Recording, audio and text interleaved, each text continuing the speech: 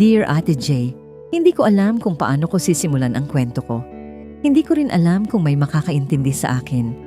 Pero alam ko, kailangan ko itong ilabas. Kasi habang buhay kong dala ang bigat na ito sa dibdib ko. Ang kwentong ito ay tungkol sa pag-ibig.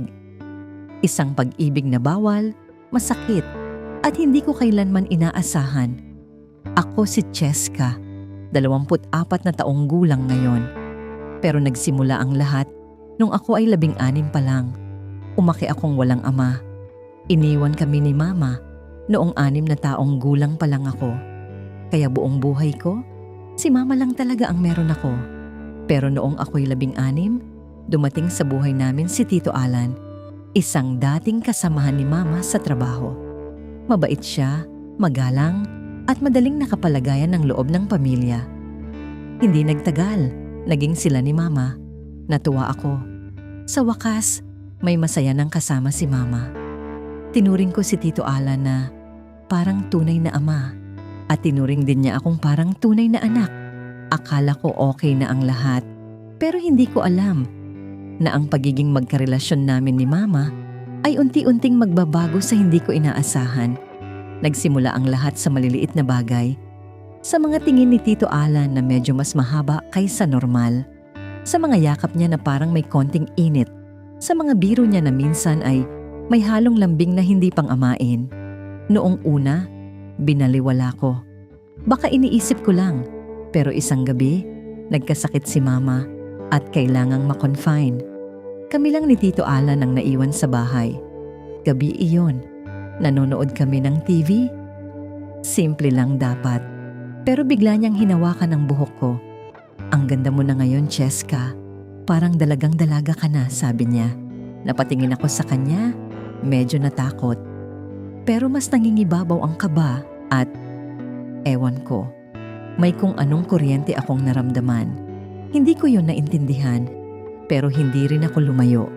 At doon nagsimula ang hindi na dapat nagsimula. Hindi ko na maalala kung sino ang unang gumawa ng hakbang. Basta ang alam ko, nagising ako isang umaga. May halik sa noo at isang lihim na hindi ko maibunyag kahit kanino. Nagpatuloy iyon. Bawat gabi na wala si Mama, kami ang magkasama. Bawat hapunan ay may mga tingin na hindi na inosente. Bawat yakap ay may laman. At oo, umabot sa puntong may nangyari sa amin. Hindi ko alam kung ano ang masama noon, na hindi ko siya tinulak, na hinayaan ko, o na nagsimula akong ma-inlove sa kanya. Hindi ko na siya tinawag na tito sa loob ng isipan ko. Sa mga lihim naming pag-uusap, siya si Alan at ako raw ang lihim niyang mundo. Pero ang mas masakit, habang lumalalim ang relasyon namin sa dilim, mas lumalapit sila ni Mama sa kasal. Nagpakasal sila. Isang masayang araw para kay Mama, pero para sa akin, iyon ang araw na parang nilibing ko ang sarili ko. Iyak ako ng iyak sa loob ng kwarto.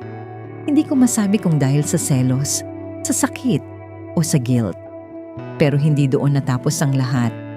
Sa kabila ng kasal, nagpatuloy pa rin ang aming bawal na ugnayan hanggang sa isang araw na huli kami.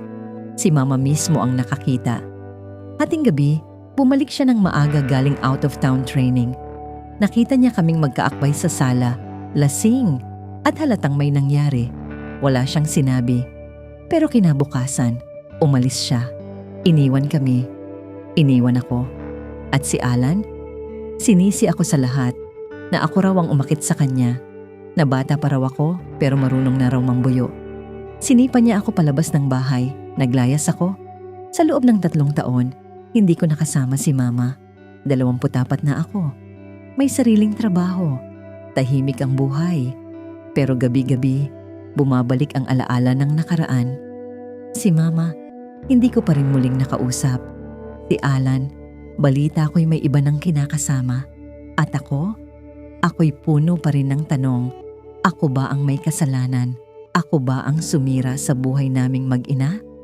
O biktima rin ba ako ng isang pagmamahal na hindi ko maintindihan?